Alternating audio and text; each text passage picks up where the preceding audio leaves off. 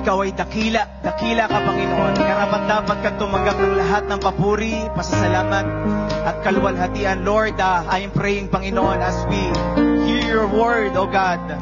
Lord, prepare our hearts. Lord, bless your message, Panginoon. Bless your messenger. Lord, bless niyo rin po ang mga tao nandito ngayon at manonood po ng message na ito, Panginoon. At Lord, higit sa lahat, kayo po ang mapapurihan sa lahat. This we pray in Jesus' name. Amen and amen. Praise God. Can we give God the best clap of praise? Hallelujah. Thank you, Jesus. Pwede na po tayong umupo. Praise God. Kamusta na po kayong lahat? Kamusta po kayo? Ayan. Sabihin mo nga sa katabi mo, paganda ka ng paganda. Sabihin mo sa kabila, papugi ka ng papugi. Kung lalaki yan.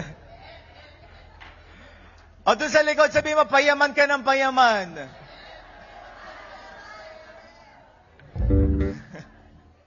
O doon sa kabila naman, sabihin mo, pabanal ka na ng pabanal. Amen? Praise God. Before we start, can we just declare our JA1 culture? Sabihin po natin, I am a blessing. I am anointed. I am a deliverer. I am a good follower. I don't destroy, I build. I am not seasonal. I appreciate everyone and everything. I am part of something big. I am in partnership with Christ. And I am not extreme. Praise God. Minsan papalakpakan po natin si Lord. Thank you, Jesus. By the way, sa may mga anak po na mga bata, meron po tayong kids church. Pwede niyo po silang dalhin po doon. Ayan. Meron po silang Sunday kids church. Praise God. Ayan. Sino pong excited ngayon pong araw na ito sa word ng Panginoon? Amen. At gusto ko pong i-acknowledge ang nagbabalik si Ara Bautista. Nandiyan ba si Ara? Nakita ko kanina si Ara eh. Ayun, si Ara. Ayun. Sige, tayo ka, Ara, para makita ka. Yan po, si Ara Bautista. Praise God. Sila po ay kamag-anak ni na Sister Maricel. Ayan. At nakabalik po dito si Ara. By God's grace, ang kanya pong mother ay nakaka-recover na. Amen? Palakpakan natin si Lord. Ayan. Thank you, Lord. Thank you, Lord. Praise God. Diretso na po ako sa word ng Panginoon. And sabi mo sa katabi mo, kindly tell to your neighbor, be ready. Ayan, be ready. Sabi mo sa kabila, stay awake. Sabi mo sa likod, do not sleep. Praise God. So Genesis 1:27, kung babalikan po natin yung pinag-usapan natin, 2 weeks ago, we talk about our identity. Sino po dito naalala yung kanyang identity? Amen? Genesis 1:27 says, so God created mankind in His own image. You are created in God's image. Sabi mo sa katabi mo, kindly tell to your neighbor, you are created in God's image. Amen? Kaya kapag ka nakikita mo yan, kawangis niyan si Lord. Amen? Kamukha niyan si Lord. Ano po? Nagmula yan sa Panginoon.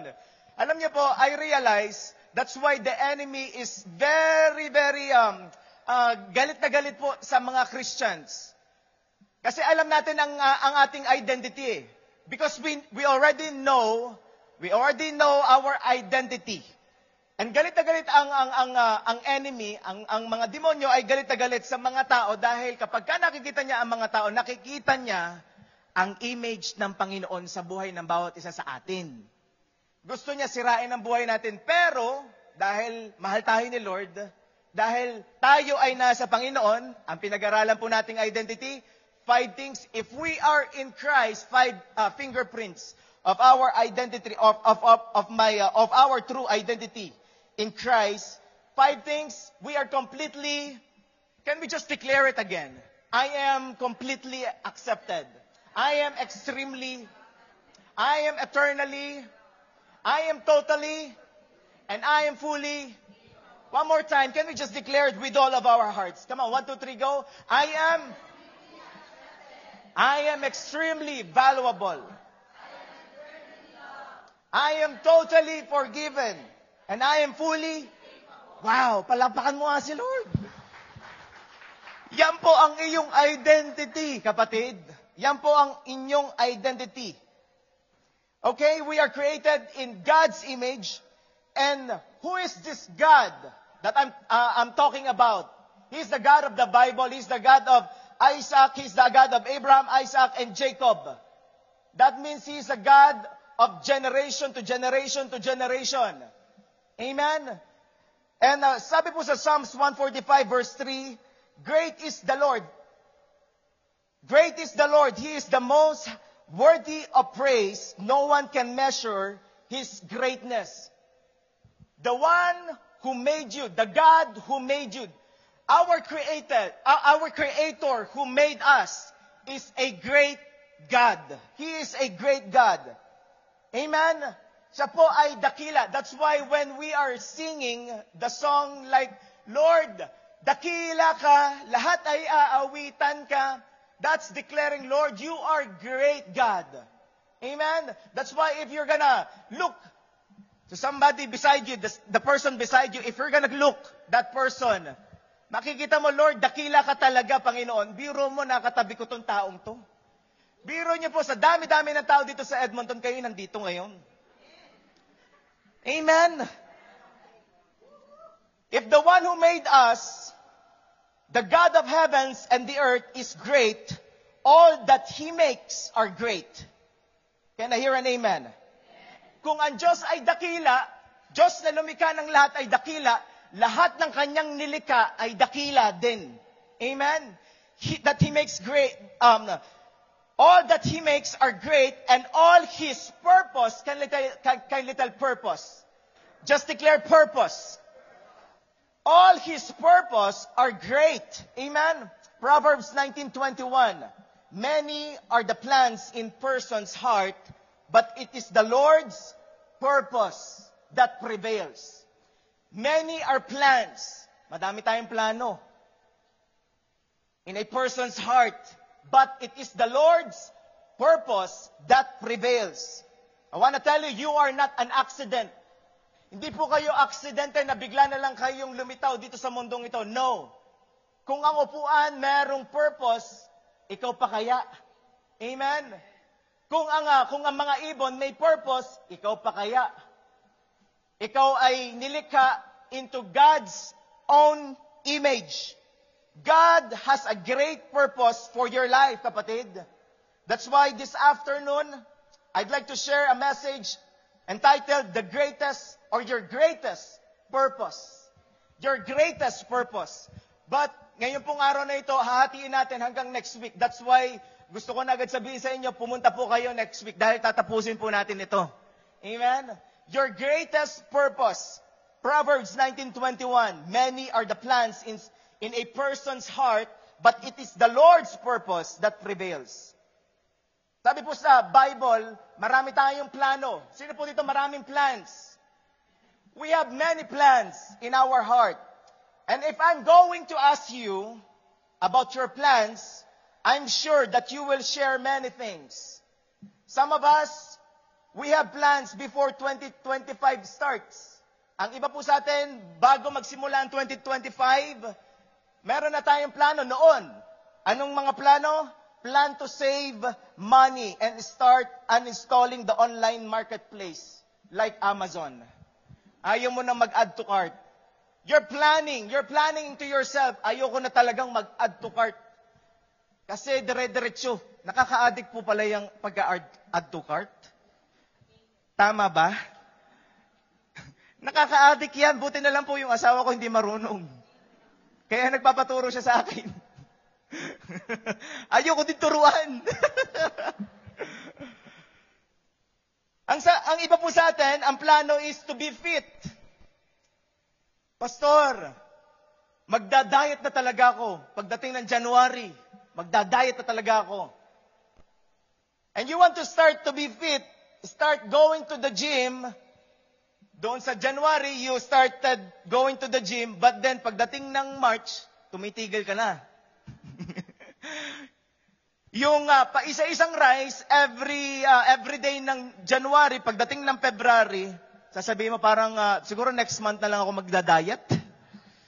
Ang dami nating plano. Ano pang plano? Plan to start business. Sino po dito gusto mag-business? Amen? And I believe marami po dito magiging business women and men of God. Amen? Talagang magkakaroon po dito ng mga business women and men of God. Ang iba po dito, nagpaplano na makasal. Sino po dito ang nagpaplanong maikasal? Nagpaplano ako maikasal, kaya lang, pastor, nag-break kami ng boyfriend ko. Ayun lang daw.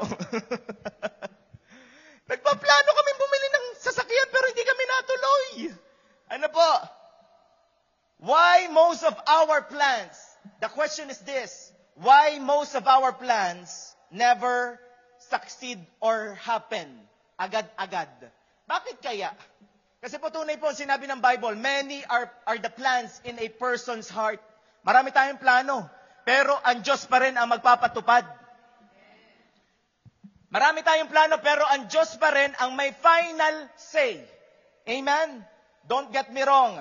There's nothing wrong with planning as long as it is connected to God's purpose. Wala pong problema sa pagpaplano. It is good. Maganda nga yun, may plano tayo eh. Pero, we will make sure that our plan is connected to God's purpose. Is it connected to God's purpose? When we talk about God's purpose in the Bible, it means three things. Unang-una po, God's purpose means divine will of God. Yan po yung divine, pag po sinabing divine, it comes from the Lord. Ano po? Ito po ay banal. Ito po ang kalooban ng Diyos. God's purpose means divine will of God. And letter B po is Lord's original intent.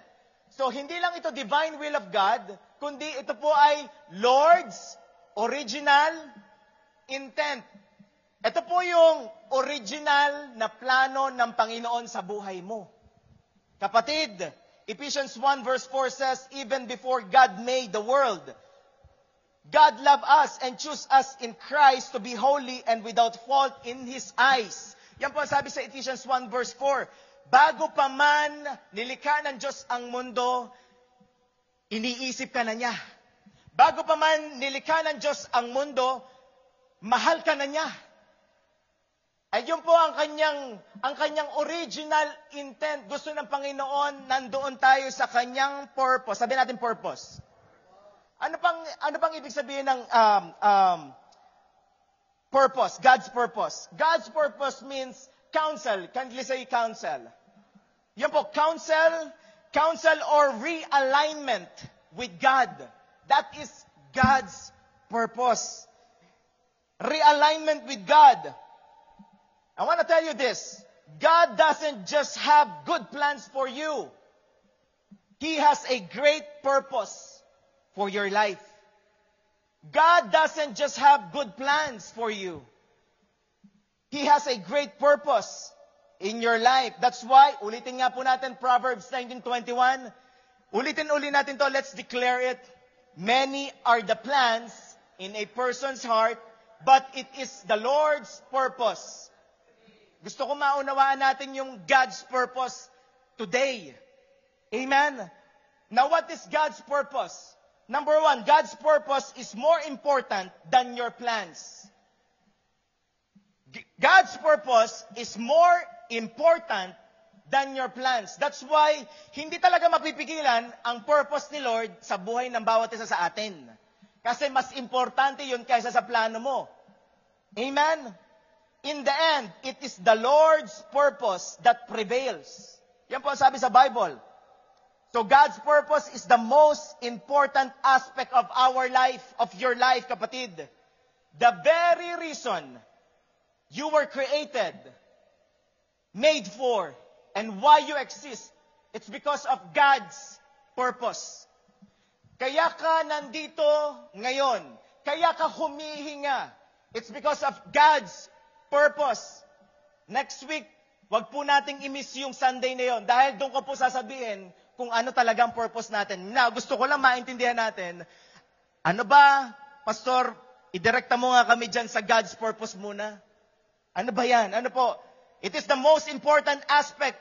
Pinaka-importante po ito, kapatid. This is the most important. Sabi natin important. Importante po ito. Bakit ba ako nandito sa mundong ito? Naisip po ba natin, bakit nga ba ako humihinga ngayon? Bakit nga kaya ako nandito sa mundong ito? Bakit ako nag-i-exist? Para kumain? Para lang matulog? Para lang kumain uli at matulog? Kumain uli? Kaya nanabana? Ganun lang ba ang purpose ko sa buhay na ito? Alam niyo po, when I was young, iniisip ko, ganito lang ba talaga ang buhay? Tutulog, kakain, pupunta school, then pupunta church, tutulog, kakain, pupunta school. Parang boring. Tama ba?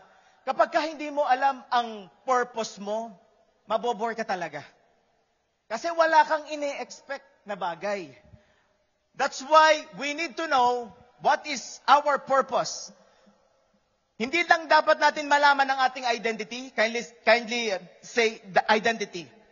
Hindi lang dapat natin maintindihan ang ating identity. Kailangan din natin malaman kung ano ang purpose natin. Because that is two most important thing in our lives. Your identity, sino ka ba, and your purpose. Magkadugtong po yan. Number 2, God's purpose is bigger than your plans. So number 1, God's purpose is more important than your plans. And number 2, God's purpose is bigger. Sabi natin bigger. Mas malaki po ang purpose ng Panginoon kaysa sa plano mo sa iyong buhay. And you know what? The trouble and discouragement starts when we think we are wiser than God. Do you agree? Yung pong trouble, yung discouragement, it starts when we think we are wiser than God. That our plans are better than His purpose. Di ba pag minsan, inisip natin, hindi Lord, ito yung plano ko, dapat ito yung matupad. And sometimes, pinipilit natin ang Panginoon. Pero, ang purpose pa rin ng Panginoon ang mangyayari. Walang makakapigil sa purpose ni Lord. At hindi lang yon, mas malaki ang purpose ni Lord kaysa sa plano mo.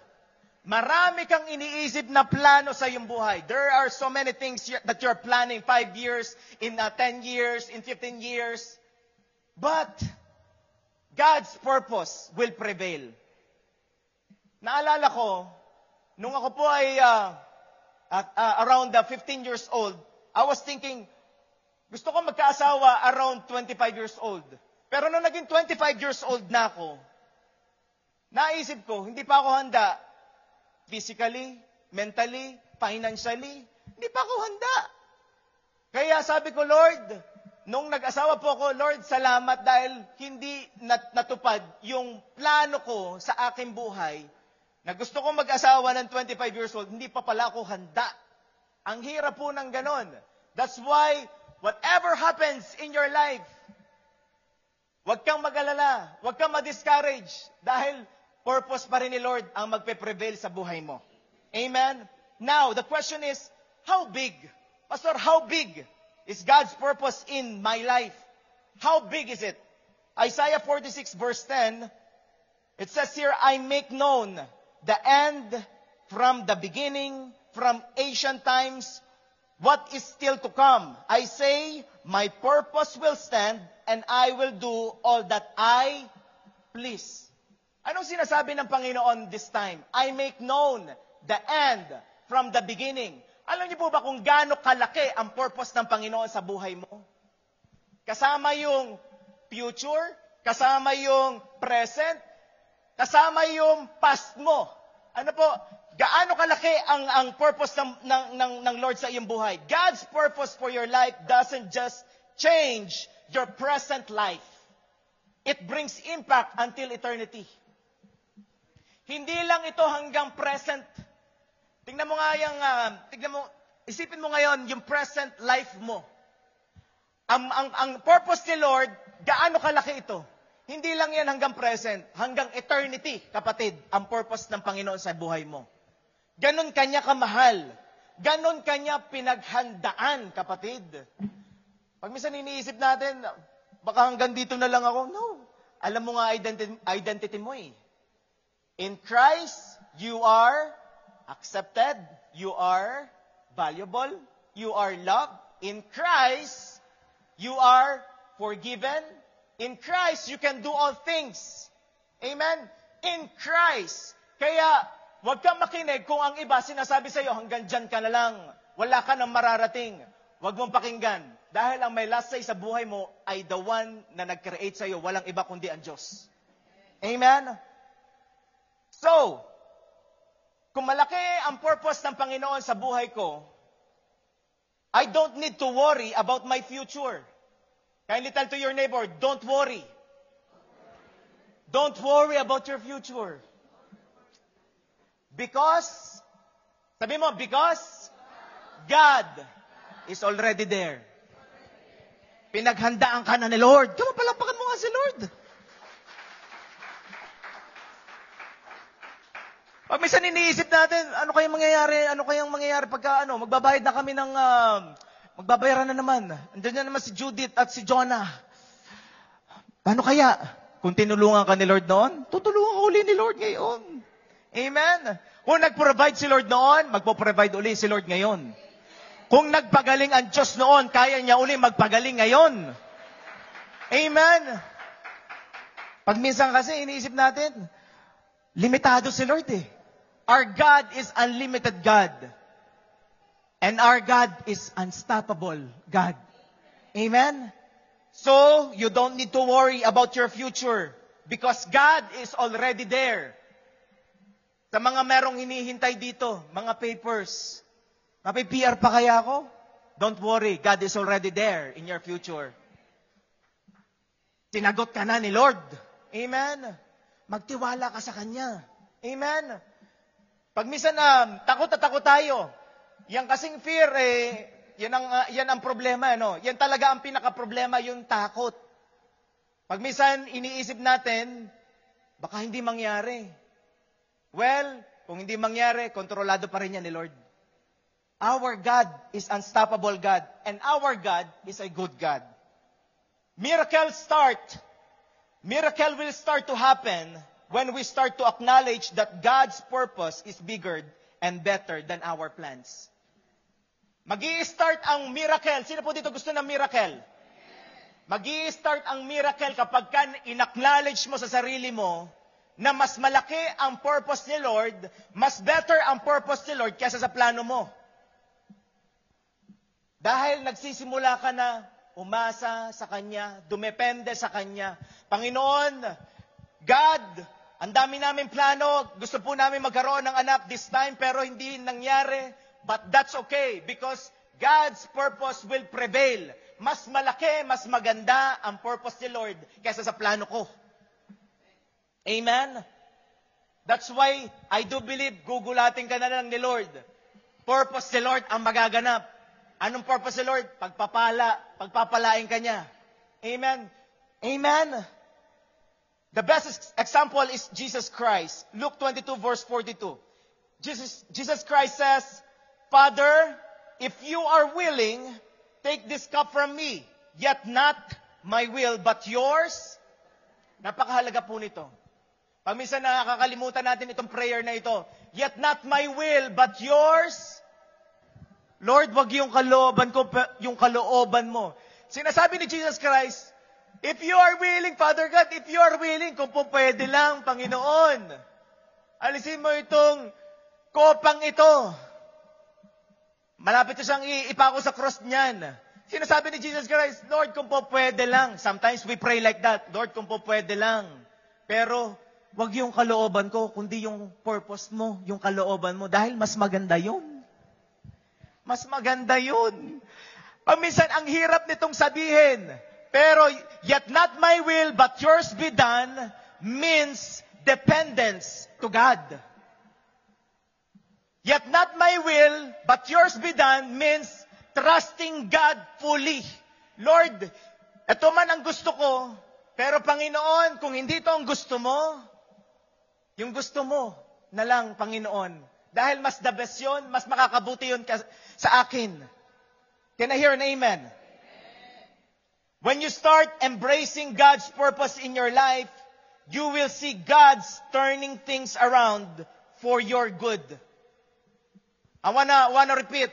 When you start embracing God's purpose in your life, you will see God's turning things around for your lahat ng mangyayari sa buhay mo, laging sa ikabubuti mo. Kapag nag-start ka, nagsimula kang embracing, Lord, not my will but yours be done. Saan yan sa Bible, Pastor? Romans 8:28. Can we just read this together? 1, 2, 3, go. And we know God works to those according to His. Palakpakan mo si Lord. Pag minsan, kailangan lang natin, sometimes we just need, Lord, I surrender. I surrender to your purpose. Kasi kapag ka nagsimula kang mag-surrender na sa Panginoon, lahat ng bagay, kapatid, papagandahin niya. When you start submitting to God's purpose, He will use all your failures. Sino po dito may failures? When you start submitting to God's purpose, He will use your failures. He will use your disappointments, all of your defeats. Sino po dito nakaranas na ng defeats, pagkatalo? Amen? Nadapa ka, Pastor, ang laki ng kasalanan ko. Well, all of your losses, God will turn them for your good. Everything, lahat ng failures, lahat ng losses, lahat ng defeats, kayang pagandahin ni Lord at maging testimony yan, kapatid. Kaya wag mong sabihin sa sarili mo, hanggang dito na lang talaga ako. Wala nang purpose ang Diyos sa buhay ko. No, that's not true. Hindi yung totoo. Dahil lahat ng sumuko sa Panginoon, pinaganda ni Lord ang buhay nila. Amen? Wag mong husgahan agad ang mga pangyayari sa buhay mo base sa mga nakita mo at nangyari sa iyo. Hindi mo job ang maglagay ng conclusion. Wag mong lagyan ng conclusion agad ang buhay mo.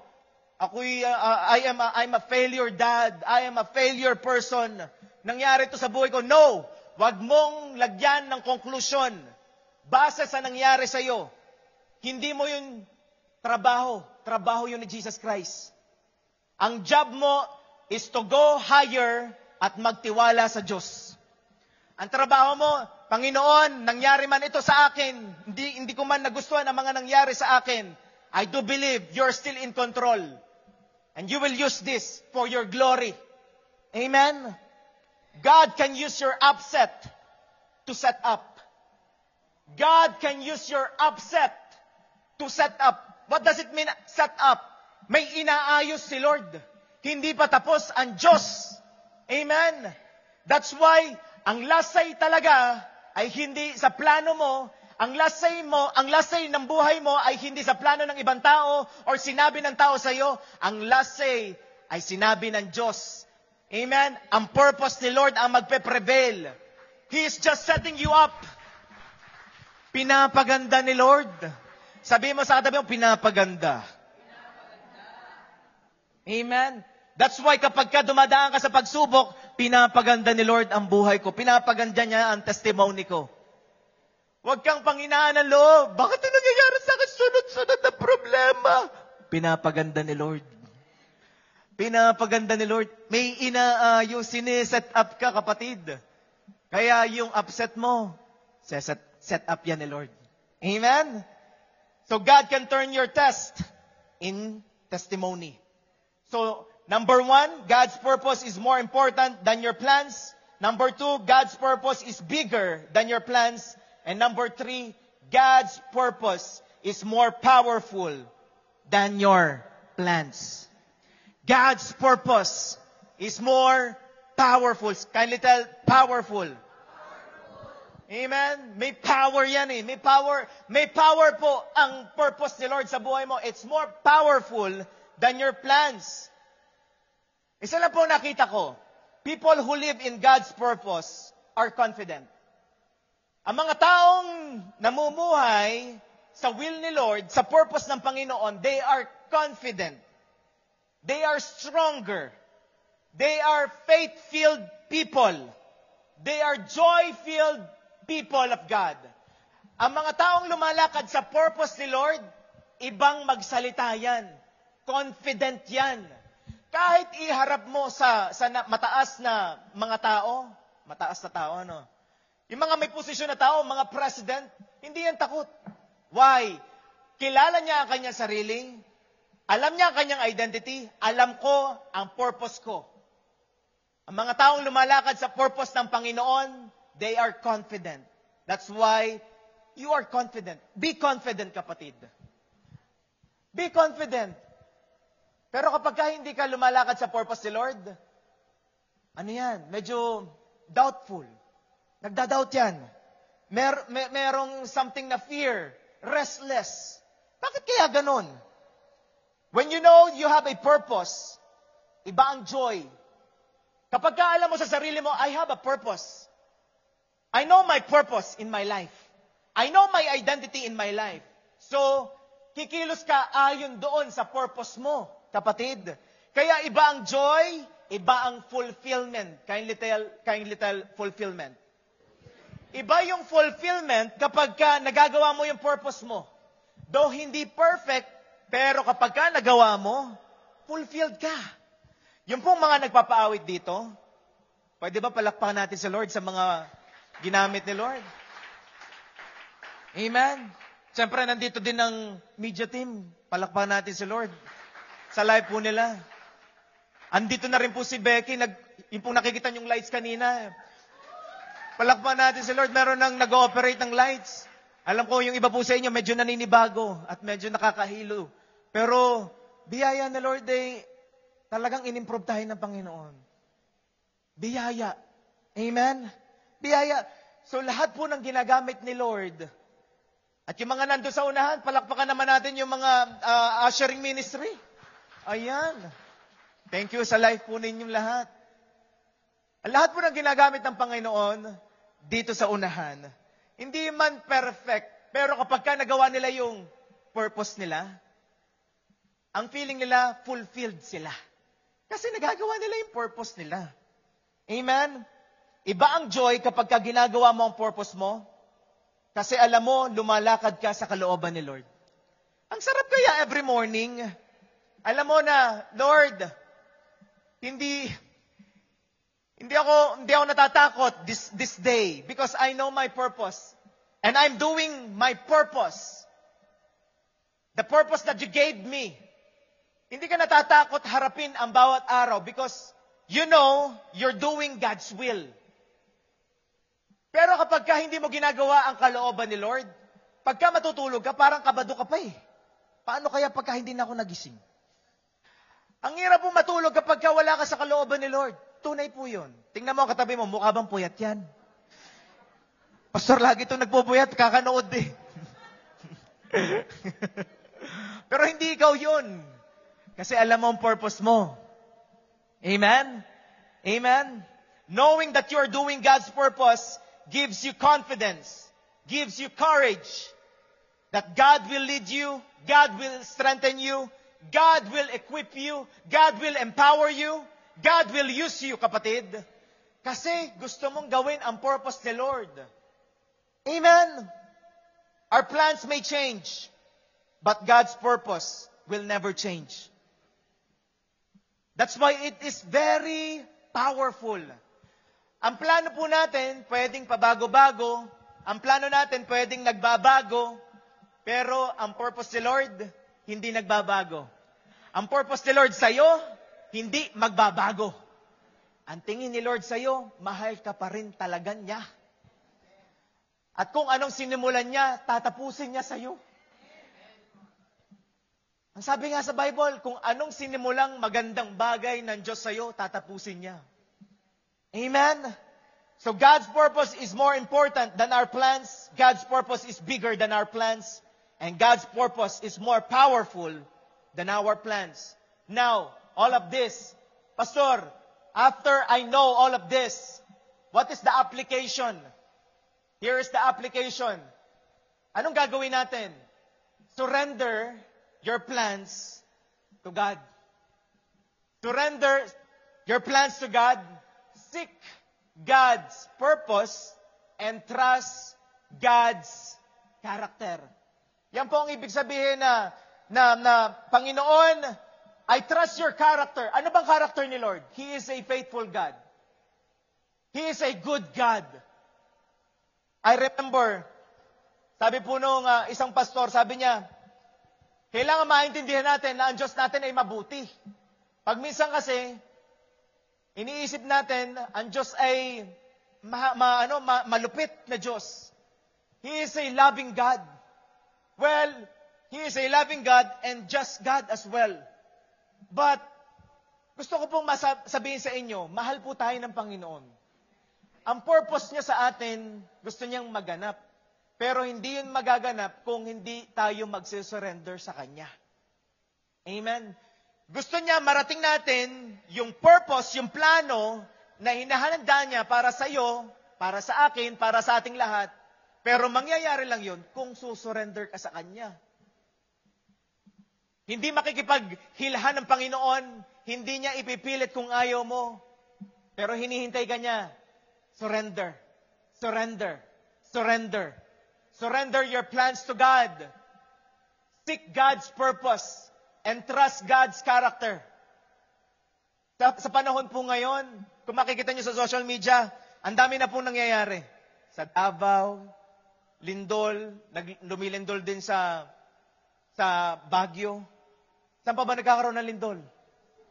Tapos nakita ko sa Nigeria, ang mga Christians pinapatay. Daming kaguluhan. Alam niyo po, we are in the last hours. Malapit na pong bumalik ang Panginoong Hesus. That's why we need to do God's purpose. Next week, we're gonna talk about what is our purpose in life. Excited ba kayo? Huwag po kayo mawawala next week ha. Kasi itong mga to, it's all about God's purpose. Ito po yung definition ng God's purpose. Pero next week, huwag kayo mawawala. Doon mo malalaman, what is my purpose? Bakit nga ba ako nandito? Gusto ko kayong pa-excited eh. Amen? Sabi mo sa atin mo, huwag ka mawawala. So surrender your plans to God. Seek God's purpose. And trust God's character. I want to invite you to stand up, please. Napakabilis lang natin ngayon. Amen? Want to remind you with Proverbs 3 verse 5 to 6. Trust in the Lord with all your heart and lean not on your own understanding. In all your ways, acknowledge Him and He will make your path straight. Amen? Alam niyo po, I am praying before this year end, lahat po tayo nasa purpose ng Panginoon. Ito po ang binigay sa akin ng Panginoon. In my heart, before this year end, I am praying, alam natin yung identity natin. Malinaw sa atin yung identity natin. At malinaw sa atin kung ano yung assignment natin. Malinaw sa atin kung ano ba purpose ko dito sa buhay, into this life. What is my purpose? What is the greatest purpose of my life? Because God's purpose is more important than your plans. God's purpose is bigger than your plans. God's purpose is powerful than your plans. I am praying, hindi lang tayo pumupunta rito para makarinig ng encouragement, kundi, Lord, I am praying, lahat po kami susunod sa iyo. Lahat po kami, Panginoon, we want to know our purpose and our true identity. Because some of us, we are thinking that our purpose ay kung ano sinabi ng iba sa atin. Kung ano ang sinabi ng iba sa atin, kung anong identity natin, yung sinabi nila. But huwag tayong maniwala doon. Ang identity natin ay na kay Kristo. Ang identity natin, ang purpose natin ay nasa Panginoon. Why? Because our God is our Creator. At siya lamang po ang may karapatang magsabi kung ano ang identity mo at kung ano ang purpose mo, kapatid. His purpose will always prevail. Right now, I just wanna invite you to close your eyes. Just close your eyes. And we're just gonna start. Lapit ka kay Lord. Sige, personal kang lumapit sa Panginoon. Just surrender your plans to God. Lord, I am surrendering these plans unto you. Lord, I do believe your purpose is more powerful than my plans. Your purpose is much better than my plans. Lord, your purpose, it's much bigger than my plans. Come on, surrender everything to God. Just surrender. Lord, sinusurrender po namin lahat po ng aming plano. Because what you said in your word, we have so many plans. But Lord, we want to know, we want to seek, what is your purpose into our lives? We want to trust you, that you are a good God, you are a faithful God, Panginoon. Hallelujah, hallelujah. Come on, kapatid. Right now, as an act of surrendering, just raise up your hands while worshiping and singing this song. As an act of surrendering to God, Lord, we are surrendering our plans unto you. I am surrendering, oh God. Come on, isurrender mo sa Panginoon. Come on, our God is here. Our God is here.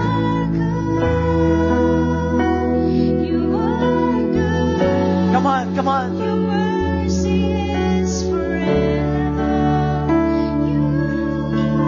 Lord, may mga bagay na nangyari po sa amin.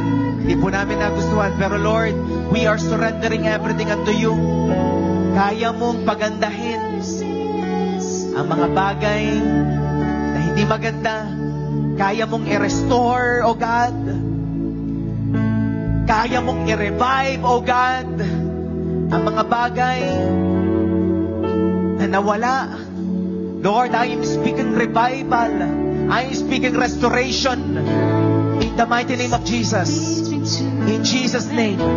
In Jesus' name. Hallelujah. Meron dito, nawala na yung joy mo. Kapatid, I want to tell you, God will restore your joy. God can restore your strength. God can restore your health. God can restore your finances, kapatid. Just surrender. Surrender everything. Come on. Come on right now. Just open your mouth and just worship Him. Come on.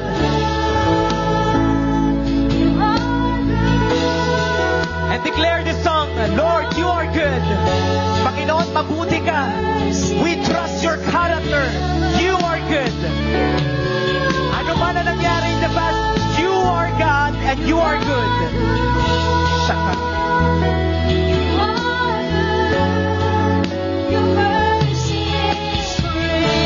Declare this song. Oh, you are good.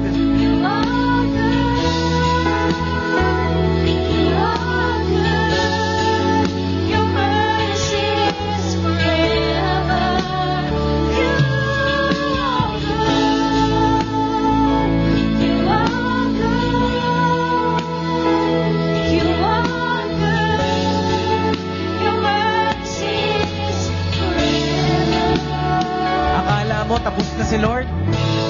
Akala mo tapos na si Lord sa life mo? Si Lord ang may last say, hindi ang ibang tao. Si Lord ang may last say, kapatid. Hindi ang sinabi ng iba sa'yo, kundi ang sinabi niya.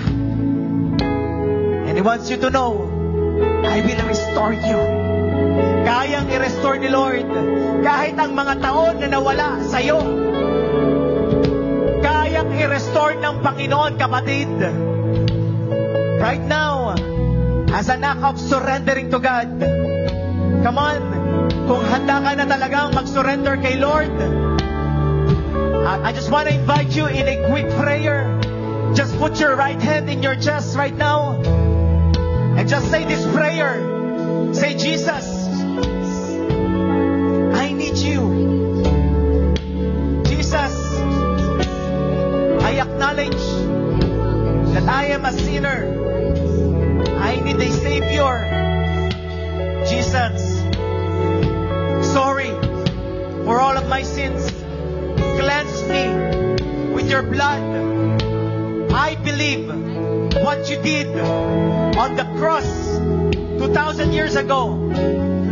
Jesus, I open my heart and I surrender my life to you. I give my life to you. I accept you as my Lord and personal Savior. Jesus, I pray that you will use me for your glory. I believe that you're not yet done in my life, and your purpose will always prevail. I surrender everything to you. I trust you. In Jesus' name. Amen. Amen. Ngayong kapatid, I just want to pray for you. Lord, I thank you, oh God. Lord, we trust your character. You are a faithful God, a merciful God. You are a just God, oh God. Lord, you are a good God, Panginoon. Napakabuti mo, Panginoon. And Lord, we are here right now, Panginoon. Kita mo, Panginoon. You see the heart of each and every one of us right now, Panginoon. Lord, we need you. We need you. We have many plans. But Lord, we are surrendering all of our plans to your purpose. We want your will be done, Panginoon. Your will be done, Panginoon. And Lord, by your grace, O God, biyayaan mo kami, Panginoon, na makilala ka pa. We want to know you more. We want to love you more. We want to serve you, O God. Lord, I am praying that you will reveal yourself sa bawat isa po sa amin na nandito ngayon. Hindi po natatapos every Sunday, kundi Lord, every day, nagpapakilala ka sa amin. Because you are a personal God, Panginoon. I am praying, Panginoon, that intimacy, our intimacy with you, Panginoon, ay palalim ng palalim. Salamat, O God. I dedicate them unto you. This I pray in Jesus' name. Amen. And one more time, can we just sing this song? Come on, let's just declare this song. You are good.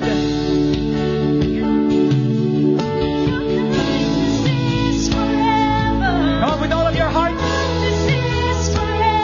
Your mercy. Forever. Your kindness. Oh, your goodness is forever. Your mercy is forever. Forever.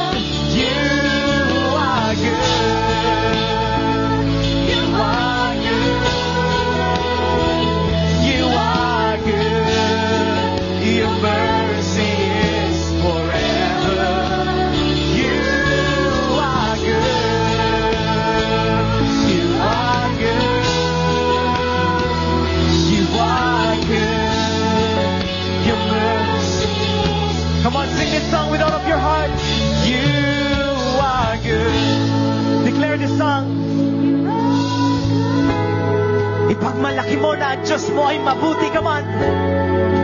Your mercy is forever. You are good. Yes, oh God. You are good. You are good. You are good. Your mercies. You are good.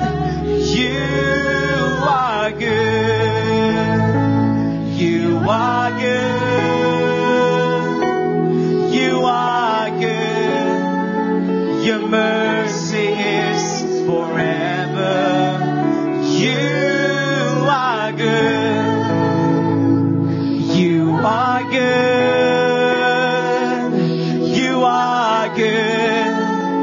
Your mercy is your kindness. Your kindness is forever. Your goodness is Forever. your mercy is forever. Forever.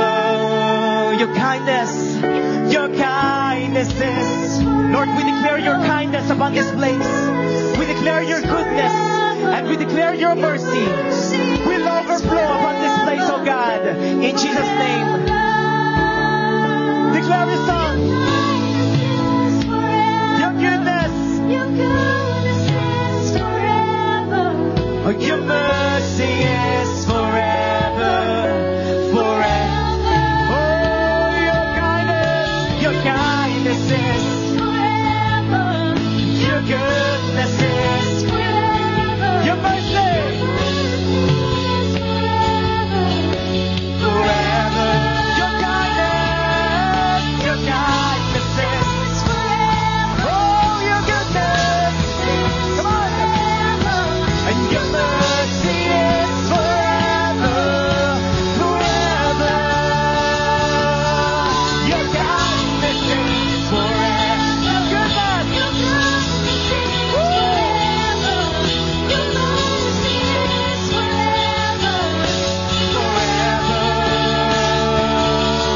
Your kindness is forever. Your goodness is forever. Your mercy is forever. Forever.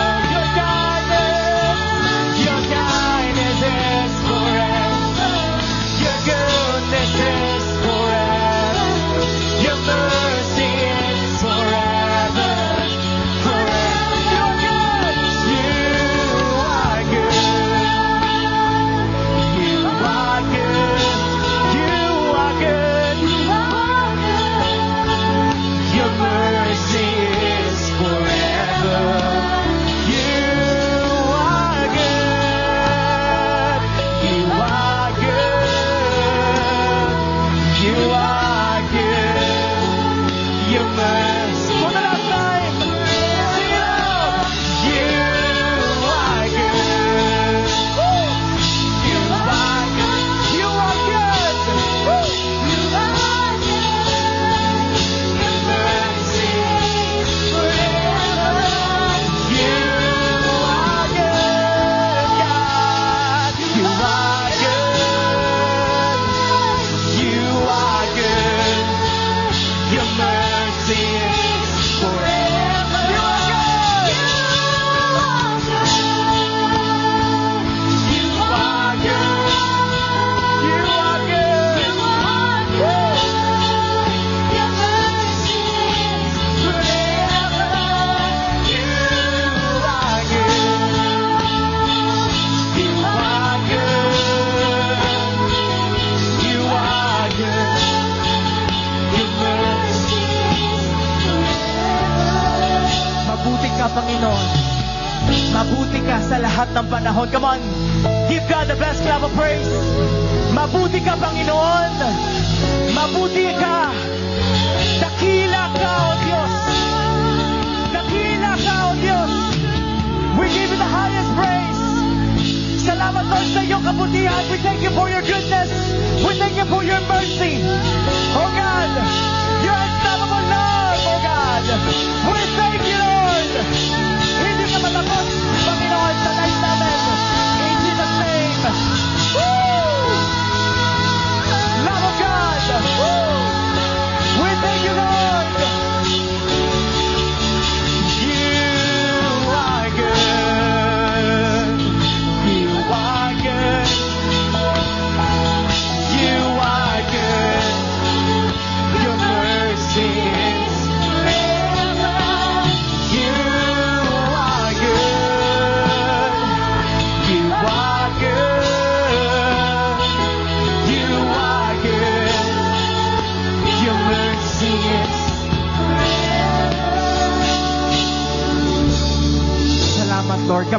Minsan papalakpakan mo si Lord. Hallelujah. We give you the highest praise, O Lord. All glory belongs to you. We thank you, O God, because your purpose will always prevail. Maganda po ang kalooban mo. Lord, we do believe lagi ang kalooban mo ay maganda, mabuti, at the best. That's why we are very excited sa gagawin mo pa sa bawat isa sa amin. May parating na maganda, may parating na mabuti, may parating na the best. In the mighty name of Jesus we pray. Amen.